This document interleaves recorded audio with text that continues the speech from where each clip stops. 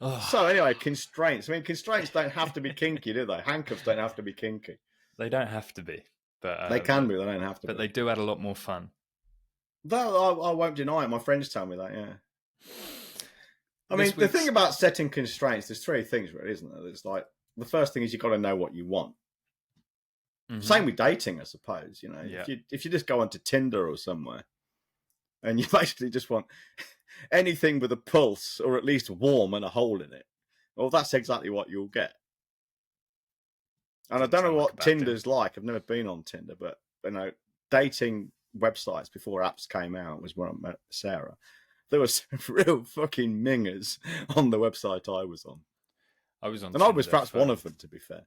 I was on Tinder for like 3 months when I was 17. Yeah, not a good place. No, not a good place. I've heard the horror stories from my daughters and my son on Grindr. Story for another day. Constraints in business are a good thing. That's essentially what this whole episode is going to be about. We're going to be talking about embracing those constraints and using them to help you focus and go a little bit further, rather than doing what most people do, which is pissing and moaning that they can't do something because of X, Y, and Z. Instead, you should embrace those things as boundaries to almost protect what you're trying to do, and then maximize what you can do in the now smaller constrained circle. And John was absolutely right before he went down the Tinder rabbit hole. You got to know what you want. You got to know what your limits are, and then you got to decide what you can and will achieve. I'm glad you didn't say you went down the Grindr hole. I'm really glad you didn't say that. Very careful. Yeah, because I mean, to give a concrete example of this, when you see, say, on LinkedIn and people's tagline or their headline, whatever you like to call it, and they'll say things like, I don't know, proofreader, copywriter, fucking flower arranger. They've got a massive broad range. They're basically saying, I've got a dozen different skills and I do anything for money. And I get why they do it. You know, desperation. But yeah, I'll do anything for money. But you know, you'll do far more business and you'll be far more successful if you narrow down your focus like a laser beam. Not saying laser focus, because lasers don't focus, but if you narrow it down like a laser beam, you get a lot. You know, so you could become. You know, imagine you're a dog sitter.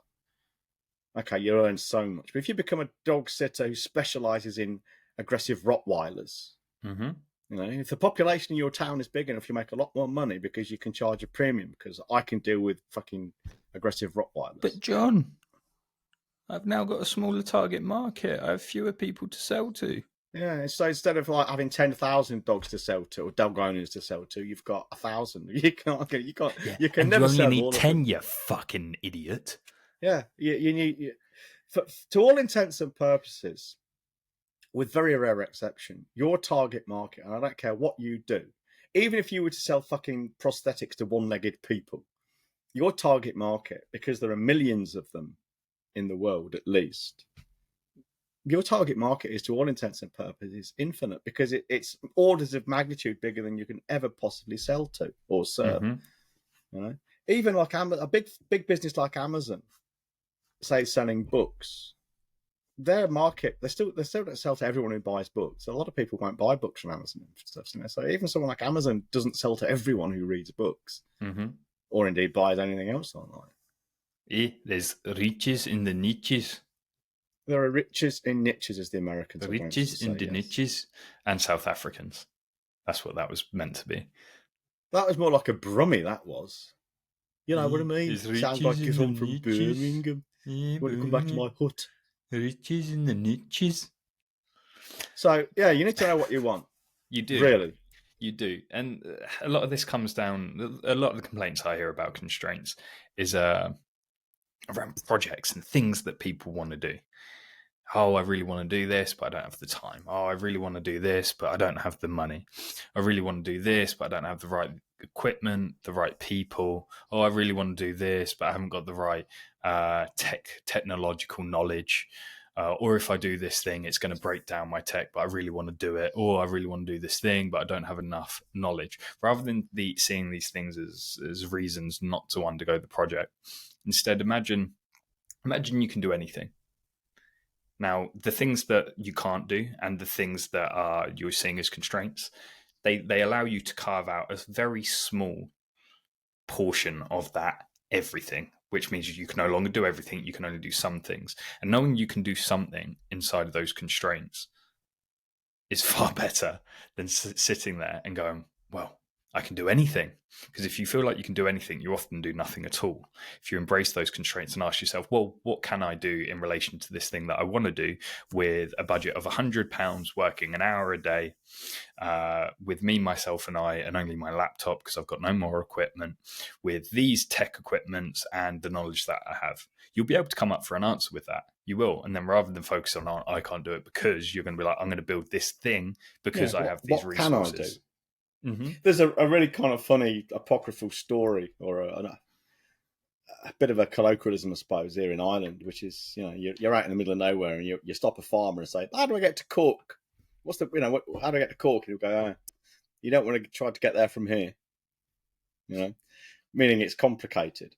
But this is where you are, so this is where you have to start from. And it's the same with that. I mean, you have to deal with what you have. And I do know people. I mean, a good example, I actually wrote an email about it this morning, is people say to me, I would give anything to solve this problem. I would give anything to get better clients and sell at premium rates. I'd give anything to give my family, my partner, my kids the life I promised them when I started this business. I'd do anything. I'd do anything.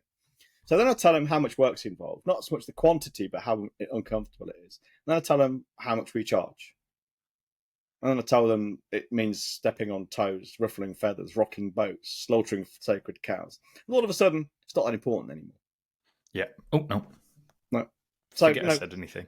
It's just bullshit excuses. And the excuse they normally give is, it's too expensive. The money is never really a problem. Not if you seriously listen to what we teach.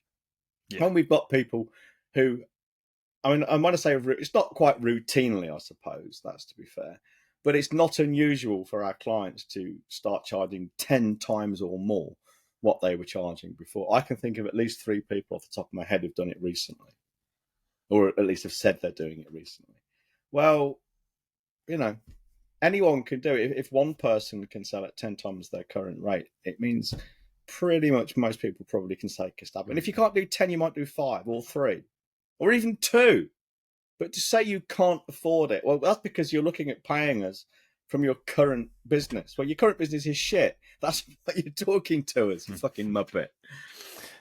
Constraints shouldn't be limiting. And for those people that are listening, thinking, well, whenever I go into a project, I'm really optimistic. I don't even look at the constraints. I've got money, I've got staff, I've got the time. If that's the case, you should voluntarily bring on constraints. Asking, how do we build a marketing funnel is pretty broad and focused, and probably gets you 101 answers, John, doesn't it? If someone came to you and said, how do I build a marketing funnel for my company? You'll go, well, where do I begin? Have you got all day? There's 100 different ways to do it. But if someone comes to you and says, I've got a problem. We currently have no hands-off, uniform way of winning new leads, nurturing them, and asking them to make a purchase. So how do we build a marketing funnel? I've got £10,000. I can only give it an hour a day. And I've got no idea how to code or write copy, but I do have a really good person on the phone. All of a sudden, those constraints, well, they help you build a far better solution, don't they? So problem-focused projects where you can clearly define the problem that you're solving and then introduce the constraints to the solution that you're going to come up with creates for far better project management and project implementation. Yeah, I mean, all of this is down to asking the right questions. Now, people like Tony Robbins and others, Stephen Covey, are often credited with being the gurus who said things like, the quality of your life will depend on the quality of your questions. Now, they may have said those words as verbatim, but the idea goes back at least 2,300 years to the likes of Socrates and Plato. Yeah. So please, guys, please, gurus, you didn't make this shit up. Stop pretending you fucking did, all right? But the more questions you ask yourself, and if you think about it, those kinds of questions are themselves necessarily constraining, because the answer then eliminates things that are not the answer. All right? It's a bit of a weird one to get your head around sometimes. But people often say, and this bugs me no end. People will say, and you see it a lot on LinkedIn, all these heart-centered people. Oh, you can have everything. You can do all this. You know, you can have everything. You can't. If I decide to go for a walk at 10 o'clock in the morning, I cannot then go to the shops at 10 o'clock in the morning. Mm-hmm. Making a choice then rules out at that moment all of the choices, and that's not necessarily a bad thing. Okay, but people need to understand this. Saying yes rules out all other says options. No to everything, and knowing what not to do or what opportunities not to pursue, I argue is always more important than actually. I argue is often more important than knowing exactly what to pursue. I agree with you. Yeah, because it's very difficult to be able to say with certainty the best opportunity to pursue, because you can only operate off the information that you have, and very rarely do we have the full picture of anything. I'd say we never have the full picture of anything. Yeah, I'd agree with that as well. There's always always an element of uncertainty. And to be fair, you know, even if we have full and complete information at that moment, we have almost no information about what may happen in the future to affect that. So there's no certainty. We've got biases, innate biases. So we've all got constraints, and rather than burying your head in the sand and ignoring them or complaining about them, embrace them, because they will help you, and especially if you've got a team, they will help you make far better decisions. Embrace your budget constraints, embrace the time constraints, embrace your resource constraints, and use that to guard and create boundaries for what you're trying to build. And you'll build something far, far better, because those constraints, that's what breeds creativity and resourcefulness. And being a business owner, especially at the beginning, is all about being resourceful, isn't it? Well, it is. I mean, if you imagine you're sitting at home and you're a freelancer, because freelancers are suffering right now. Well, I did warn them. If they've not taken action before, between me warning them and now, that's on them. But, you know, you're sitting at home, LinkedIn's gone off a cliff for you. You've got no business. So you're sitting there just doing more of what's already not working. That's insane. And I say to you, well, okay, why don't you do some direct mail? It costs £1 to send a letter. And I've only got £10. Okay, send 10 letters. Well, it's not enough. Well, maybe it's not, but it's all you've got. Okay, go to the local print place or print them off yourself. Run off 10 letters and send 10 letters. Save some money on postage and hand deliver them. Okay, and then tomorrow or next week, do 10 more. Because when I started 20 years ago, I sent 23 sales letters, and one of them only got me a contract. And everything else has happened since then because of that, because it kept me going. Now, I could have said, and I didn't have any money at the time, or not much. I can only afford to send 23 letters. That's not enough. I need a bigger market. I won't bother then. Yeah. It sounds really wanky. Really, really wanky. Most things you say do. Yeah, that's also true. That's what happens when you operate at, a higher level of business. Yeah, fuck off, mate.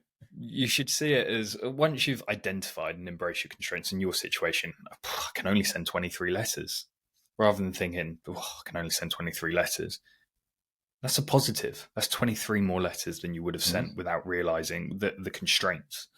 And rather than running away and putting together a campaign that needs a sample size of, say, at least 1,000 because it's experimental, you're like, no, I can only send 23 letters. So they need to be really good fucking letters. And then you can ask, well, do I send, I know the math in, do I send 11 and a half? Do I send it 2 letters to 11 and a half people? And it allows you to start asking those questions and, again, coming up with better answers rather than thinking wrongfully you can do everything and everything. And that's exactly what we did when we had our record month. Yes, absolutely. Yeah. We did phenomenally well, didn't we? We did, and it all came from embracing the constraints rather than...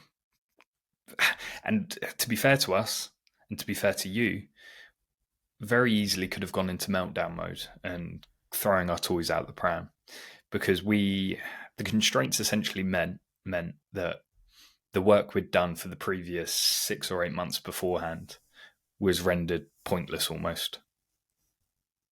Yeah, but it was about 6 to 8 months, yeah. Absolutely, yeah. We threw it away, Yeah, effectively. But not once did anyone complain or hesitate. Yeah, nor did we hesitate. We saw the constraints, and we saw that the current business model overstepped those boundaries that the constraints were making. So it was like, well, it doesn't fit anymore. It doesn't fit in this tight little box that we're now constrained to. So we threw it away. Yeah. And then we asked ourselves, what do we do now?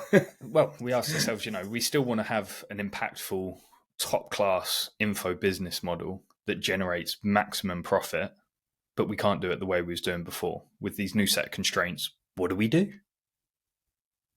So we did something different. And what happened, Connor? We had a record month. 91k. Yeah, we didn't. There was no woe is me, and John made a really important point. Then we didn't hesitate. There was no misery. There was no woe is me. We just knuckled down and made the decision quickly. What is it Dan Kennedy says? Swing the axe. Hard and fast. Yeah, probably a lumberjack said that first. Just to be clear for the listeners and the watchers here, these constraints we found ourselves under were not self-imposed. No.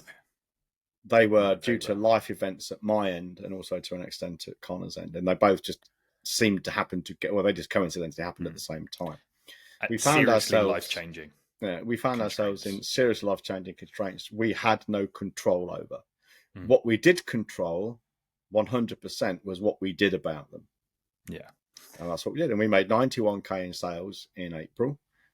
We did, I think we've done about 110, 120 in the first quarter of the year, something like that. We did 120 since the constraints were placed upon us. Something like since that. We cracked ahead with the went full steam ahead with the full model, which is not bad. And 91 of those were in April, I believe, something like that. Yeah, in 3 weeks of April, to be precise. Okay, right, fine. So yeah, we were building a pyramid, multi-layer, multi-product, more mass market business. Circumstances changed. We recognized the new constraints that were placed upon us. We acted bloody quickly and asked ourselves the question, well, with these constraints, what do we do? And one of the constraints was, right, we need to make money a little bit faster now, wasn't it? And we are that confident. This can sound incredibly arrogant, but we are that confident that we can literally write our own checks. Yeah, well, we can in the future. I mean, let's not beat about the bush here. We can. We decide our prices, and we're damn good at fucking selling.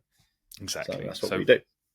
We knuckled down. We built the solution, which was core control, and that's based off what our 30-year plus combined experience. 4 years working together. Core control actually came out in October, I think, but we dramatically up-leveled it. Yeah. In February. Yeah. But yes, absolutely. And all we did, just to make this painfully clear, we recognized the constraints. We made it very clear what the problem was, and then we raised a question to solve that problem. And then, because the quality of the question, we got a quality answer, and then we just ran with it. So if you're ever feeling stuck, don't know what to do next, just adopt a problem-finding mindset. Identify the problem, and then ask the correct question to solve that problem. And then your next steps will become very, very clear, whether that's with the project, where to take the business next, what to do with a member of staff. It'll help you identify those bottlenecks, and your job as a business owner is to just continually loosen and undo those bottlenecks so you can keep the business moving. Yeah, I think one of the problems people have is they want certainty. Now, it might sound a bit weird, and I don't fully understand it myself. I can't explain it, but despite my desire for routine and order, being autistic, I'm perfectly okay with uncertainty. So we understand marketing and business and sales at a very deep level. So we know more or less what works most of the time in most circumstances, but we don't know for sure what the result's going to be. So we're confident. We effectively trust the process, and not just the process we've got in place to sell shit, but the process we have in place to create the processes to sell shit. Okay, and I've been doing this a long time. We know how to ask the right questions, and when I run a hot seat, say for Elite or Boardroom, that's one of the most powerful things about it. The questions I ask, which are deeply uncomfortable, that have even grown men crying, but I know how to ask the right questions. This is one of the benefits of working with us, of course. The ability to ask the right question at the right time about the right problem. And demand an answer. I won't let you bullshit me. God. Got any stories about any people who have lived to tell a story that have tried to do that? Well, yeah, I mean, in hot seats, they don't do it. They do it for valid reasons. They're embarrassed, and often they don't even know it themselves. Yeah. But you know, if someone's getting emotional in a hot seat, doesn't mean to say I then avoid the situation. On the contrary, their emotional reaction is telling me there's something there that they probably need to talk about. And it's not like I'm a bully. I don't shout and scream, but equally, I can be quite nurturing and gentle, but like a parent getting to the truth, you know. I need to know the truth before I can help you. Yeah. Lay out all the facts, which again is similar to identifying your constraints, right? Yes. Where's the points of difficulty here? Well, it's a really good example. There was one guy years ago, his marriage was falling apart, and everything it came down to was, I can't do this because my marriage is falling apart. I'm really unhappy at home. And really, when we went through this, I mean, it's obvious to me on the outside from about the first time he opened his gob, you need to end the marriage, you know. And that's what he was saying. But it was then, I want to get out, but I can't. I want to do this, but I can't. You can. You really can. Staying is a choice. Absolutely. And he eventually kind of grokked that, and I think they split up, and he's a lot happier now. But look at you breaking up marriages, you fucking swine. I can't even remember his fucking name now. I've got a picture of his. Well, I know who he is, but I can't remember his bloody name. It's right at the beginning of him. I wouldn't say how many marriages have you broken up to be forgetting names? So many women. So many young French men with glorious hair talking about sales. He did have glorious hair, didn't he? His hair was glorious. It's some good hair. But if I had that hair, you would take the piss relentlessly. Of course. Yeah, as you should, really. I think the gayest thing about him is that fucking necktie he wears. Yeah, what do they call it? A carafe? No, that's the thing you put wine in, isn't it? For fuck's sake, Connor. Holly, do not take that out. No, it's a cravat. Leave it in. Cravat, that's the word, not a carafe. Oh yeah, I said, Holly, do not take it out. Yeah, don't. I'm not embarrassed. You should be, mate. You fucking should be. I'd be embarrassed if I called it the Quran. What's that around his neck? Quran. Karen. That'd be stupid. Karen. Oh. So yeah, embrace your constraints. I mean, and be honest. Be honest with yourself. That's really what you were saying there. You have to know all of the points at play and be honest with yourself. Here's a good analogy for you. Imagine a rifle bullet and the charge in the cartridge goes off. The barrel constrains the bullet and the gases of the expanding explosive to go only one way. So it pushes the bullet out of the barrel, over 1,000 miles an hour, and it can, for a big sniper's rifle, you can kill someone 2 miles away. Now imagine if you just had that bullet sitting on your desk and you could somehow contrive to set the charge off in the back of a bullet. Well, yeah, it'll kind of blow up, but the bullet wouldn't go very far, all things considered. Mm-hmm. And it wouldn't go in any particular direction, would it? It'd just be a bit of a fucking clusterfuck around you. Bit of a mess. Yeah. So the constraint of the barrel makes the bullet far more effective. Or imagine you are the bullet in your business. And you set things up so you've got a focus and you've got a goal. And the goal for you is your target 2 miles away. Well, having those constraints helps you focus and keep yourself on track. So when your bullet goes off and you light the blue touch paper or hit the big green go button, you're pushed in one direction and one direction only. Yeah. And so good metaphor, that wasn't it? That was a good metaphor. And imagine made it up on the spur of the moment. What's it called? What's it called? On the inside of the barrel, it tends to be scored. The rifling. Imagine the rifling on the barrel is only so good, and the bullet only has a certain amount of gunpowder, so it can actually only go a mile, and your target's 2 miles away. Well, then your first constraint is realizing, right, we're a mile short here. So the first question is, how do we close that mile? and you might have a donkey that you need to ride on, or you might have a nice little quad bike. But you got to know your constraints, because if it's 2 miles away, you're a mile, and your bullet only goes a mile. Well, you now know you need to get a mile closer. Do you know why the inside of the barrel is rifled? To make the bullet spin? Yeah. Do you know why they want the bullet to spin? Increases the aerodynamics.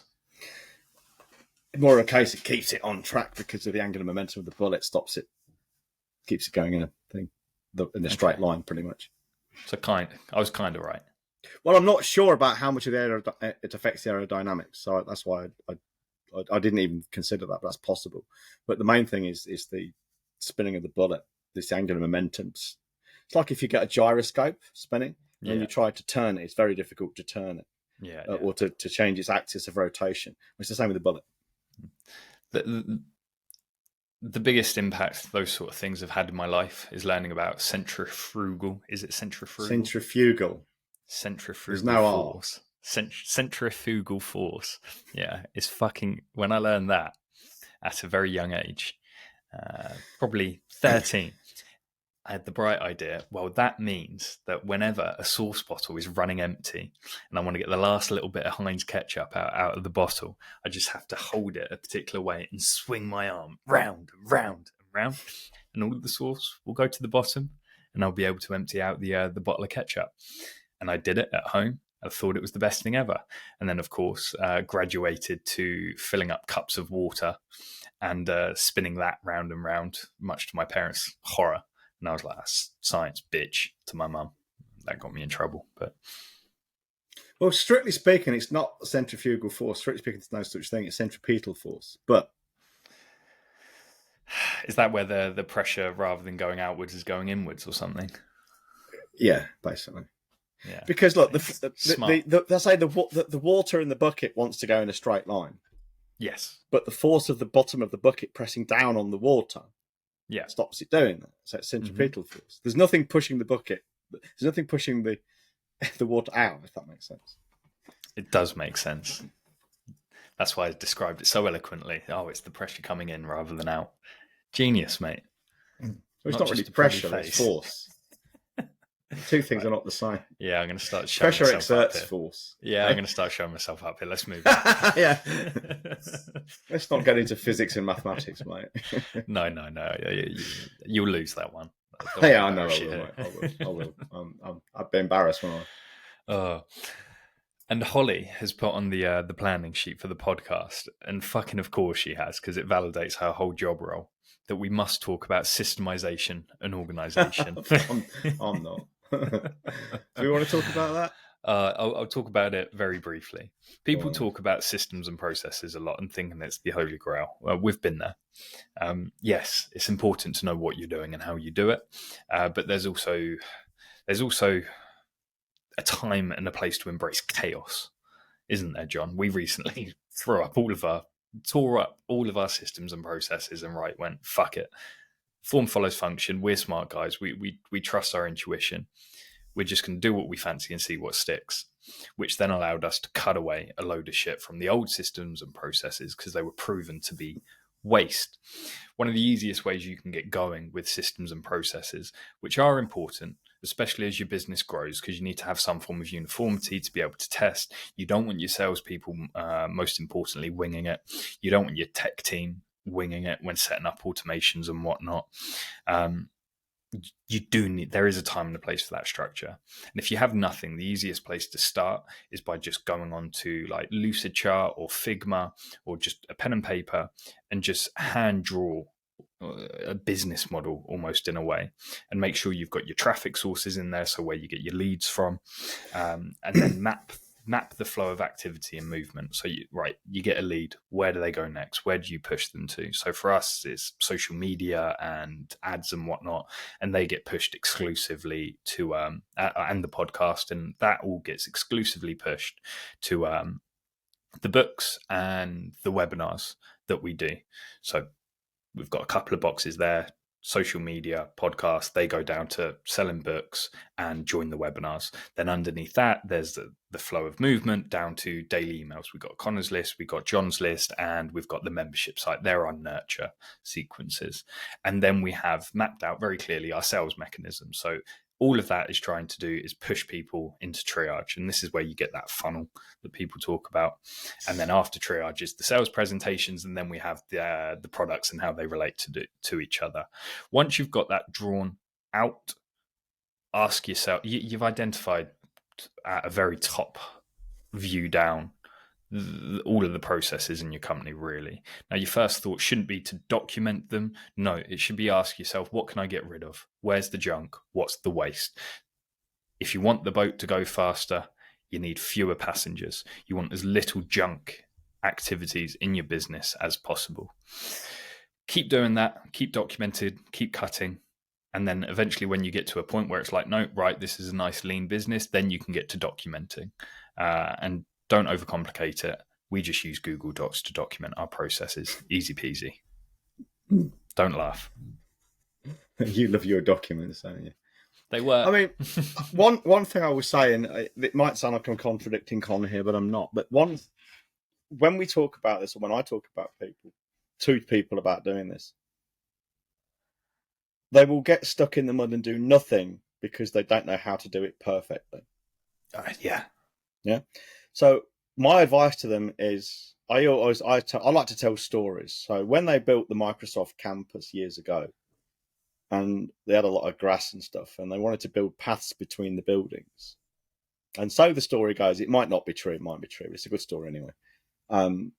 Bill Gates said, no, don't build any paths yet. Let's just see where people walk. So that's what they did. And then when, after a while, they scored the walks in the grass, that's when they put the paths down, because that's the people's preferred route. So if you're really stuck on it and you think, I don't know where to begin with funnel, I just don't know. Just document what you already do. Don't judge it. All right? Just document what people already do. That's your starting point. Then cut all the stuff out that Connor spoke about. But just because that gives you a benchmark. It gives you a metric of where you are now. That's not even a contradiction. That's almost exactly what I said. You start with chaos. You start with chaos. Just seeing what you do. Think Bill Gates. Now, I know Bill Gates has got some fundamental issues and people have got issues with him. Please don't shoot the messenger, okay? Even Adolf Hitler might have painted some decent pictures, I don't know. But that was a brilliant way to figure out how can we lay paths on this campus so people will stick to the paths. There's a way. And we all know, we've all been on places where there are shortcuts that people walk across the grass. Well, there should be a path there. Don't force people to stick to the path. Make the path where the people want to walk. Yeah. For the most part. When it comes to sales, there are reasons to change what you're doing and take a different path, but that's a different matter. Just first document what you've already got. Start with chaos, blank slate. If anyone's interested, I can post it into the membership group, what ours looks like. It's very simple. Very, very simple. But the main thing is getting rid of the junk, because every piece in your business should have a really clear purpose and a result that it's responsible for the most part. If it doesn't, you've really got to ask yourself, why is it there then, if there's no clear reason for it being there? I hope you're happy with that, Holly. Yeah, Holly. And on that note, time to wrap up. So, Connor, how do we wrap up today? I got to go to the gym. I really don't want to. I'm genuinely really sore. Oh, Connor, baby. Oh, no. I was in the gym at 6 o'clock this morning. I don't like going to the gym in the morning. I don't care. I don't care that you want to go. If a client came to you, you repeat it, client came to you and says, I don't like going to the gym in the morning, what would you say? Just fucking get your camera and go to in the afternoon then. No, you wouldn't. Yes, I would. No, you wouldn't. There is no tangible benefit to going in the morning. Yes, there is. No, there isn't. Yes, there is. What? It's done now. I'm not sitting. Okay, here's the tangible benefit. I'm sitting here now thinking I've got the whole day ahead of me to do some work. You're whinging and whining. Whilst you was in the gym, I've been sat at my desk doing loads of What work. time do you sit at your desk? I was at my desk at 7:30 this morning. All right. So by the time you were sitting at your desk, I'd got up, I'd done my mobility training, I'd been in the gym, I'd had a shit and a shower, and I was about to make Sarah a cup of tea. I was writing daily email. Next point. What's your point? What time do you go to bed? Me? Because whilst you're sleeping in the evening, I'm also doing those things. I'm doing. No, you're yoga. not. I'm No, doing you're my not. daily email. Yeah, I am. No, you're not. Last thing in the evening, you're shagging your girlfriend. Mate, she's asleep by 9 o'clock. Yeah. She's a child. She's like that when she's with me as well. I was probably asleep last night by about 10 o'clock. I was in bed by 8:30 reading. Yeah, you fucking soft cock. Twat. Soft cock. Oh, I'm not denying that. That's why I'm on the testosterone, mate. She was in bed at 8:30. I was still fucking working. I was doing my shit. Yeah. So is this why I get strange emails that I'll pick up in the morning or messages, things like, look, listen, it's some random podcast of some of the bright, shiny object you want to buy? Oh, coming from you, Mr. Bright Shiny Object himself. Oh, fuck off, am I? I'm not a magpie. You are. No, you're a bigger magpie than me. Splutter. You're just like your father, you are. He does that. He splutters. You're just like your father, fucking dead and useless. Dead and useless. Rotting, mate. You're rotting. Your cells. Bless him. No, my dad's cremated. He's blowing in the wind at some reservoir or other. We ditched his ashes out. Do ashes biodegrade, or do they just exist forever? I don't think so. They probably don't so much biodegrade as just get mixed in with the soil and get chewed up by worms. They don't rot or anything. They're just minerals, really, aren't they, at that point? And on that note, if you would like a magpie and some soft-cock twat to work on your business, email Holly at wellfedbusiness.com, because it's almost like we know what we're talking about. Yes. Remember that? I do. We need to get some more made up.